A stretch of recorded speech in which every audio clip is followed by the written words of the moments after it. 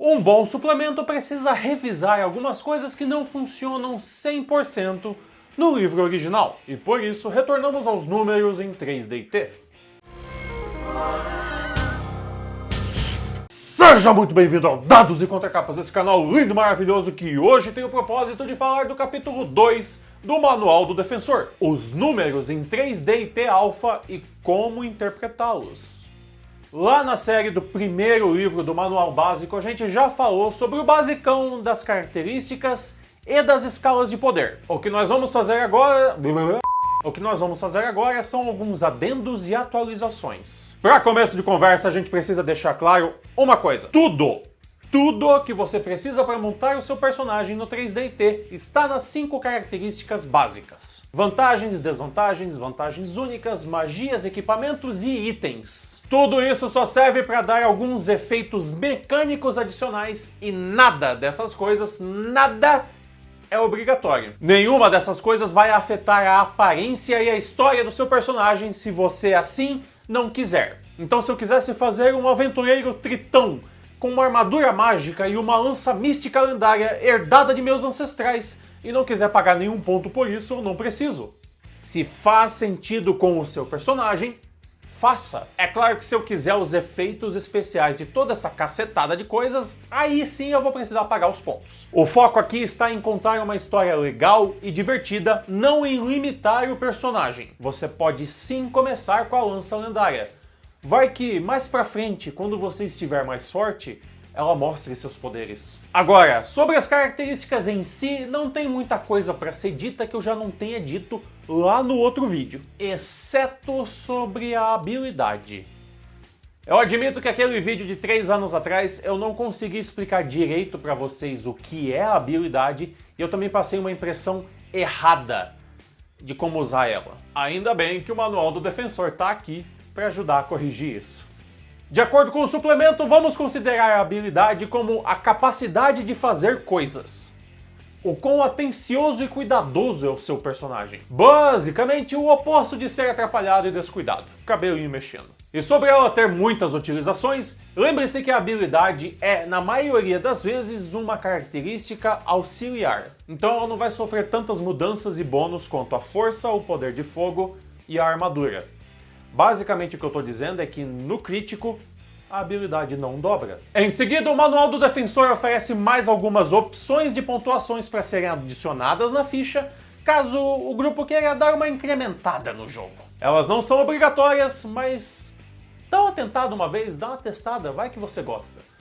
Dá uma chance para elas. A primeira dessas pontuações são os pontos de ação. Basicamente, ao invés de gastar pontos de magia nos efeitos das suas vantagens, você gasta os pontos de ação. Calcule os pontos de ação como sendo iguais a 5 vezes a habilidade do seu personagem. Pronto, assim você separa o que é magia do que são técnicas não arcanas. E caso o grupo queira uma aventura com riscos maiores e golpes mais mortais, aí entram em ação os pontos de ferimento.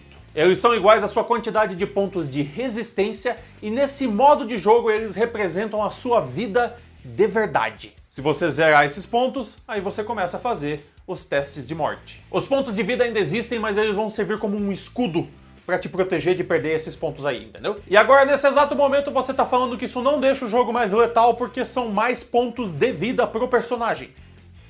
Saquei já sei qual que é a tua. Achou errado, meu jovem gafanhoto.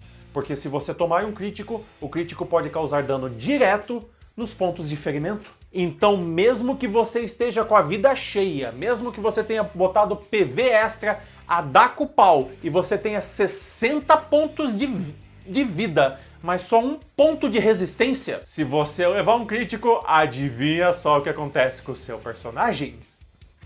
E se o grupo quiser chutar o balde e fazer daquelas aventuras bem pesadonas, aí o livro e eu sugerimos os pontos de mácula, que medem o seu nível de corrupção, de escrotão, de ser um pau no cu. Quanto mais atitudes de moral distorcida o seu personagem tiver, maior será o seu nível de mácula. E isso pode evoluir até o seu personagem ficar insano ou então se transformar em um monstro. O mestre pode colocar penalidades nos testes do jogador baseados no nível de mácula do personagem, mas o lado sombrio sabe seduzir. Então é claro que existem vantagens por se deixar levar. Quanto mais você afunda, mais você deseja. A reputação... A voz falhando aqui. A reputação mede a fama do personagem. Seja isso no mundo todo, ou então com um grupo específico de pessoas. E é claro que ser reconhecido facilmente tem seus lados positivos e negativos. Porque às vezes você não quer que as pessoas saibam que você tá lá. Ser alguém conhecido e ter um ponto fraco famoso pode ser muito perigoso. Aquiles que o diga. Mas para conseguir favores, presentes ou informações, pode ser bem útil. É o famoso, você sabe com quem você tá falando? Em aventura minha, se a pessoa manda uma dessa para usar os pontos de reputação, eu já dou um pontinho de mácula ali, porque o nome disso é abuso de poder. É carteirada. Isso é feio. Isso é corrupção. E corrupção é mácula, veja só. Lembrando de novo que todas essas pontuações são opcionais. Se você quiser colocar todas ao mesmo tempo no jogo, vai fundo. Se você não quiser, tá sucio. Esse aqui é o segundo vídeo dessa série sobre o Manual do Defensor, e caso você queira ver o primeiro, é só clicar bem aqui. E o vídeo de baixo é sobre o sorteio do mês de novembro. Aconselho você dar uma olhada e eu vejo você no próximo vídeo, beleza? Até mais!